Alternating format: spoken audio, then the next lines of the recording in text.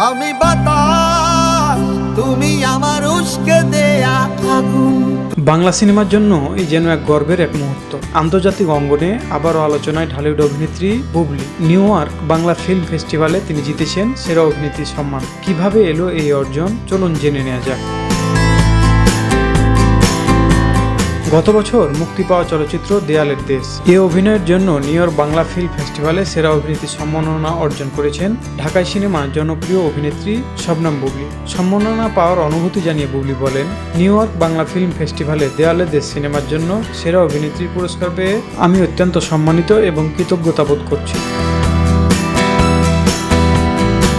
তবে ভক্তরা সামাজিক যোগাযোগ মাধ্যমে তাকে অভিনন্দন জানাচ্ছেন এবং অনেকেই বলছেন আন্তর্জাতিক পর্যায়ে বাংলাদেশ চলচ্চিত্রের জন্য এটি একটি ইতিবাচক বার্তা। বুবলিও এই অর্জনের উচ্ছ্বাস প্রকাশ করেছেন। তিনি তার সঙ্গে কাজ করা পরিচালক, সহশিল্পী, পুরো টিম এবং দর্শকদের প্রতি কৃতজ্ঞতা জানিয়েছেন।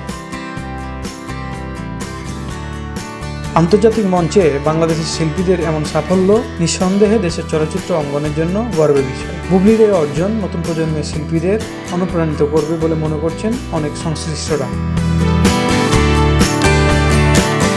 আপনার কি মত? আন্তর্জাতিক এই স্বীকৃতি কি বাংলাদেশের সিনেমাকেও আরও এগিয়ে নিতে সাহায্য করবে? তাই কমেন্টে আপনার মতামত জানান। ভিডিওটি ভালো লাগলে লাইক এবং শেয়ার করুন এবং এমন আরও বিনোদন জগতের খবর পেতে আমাদের সাথেই থাকুন। ধন্যবাদ।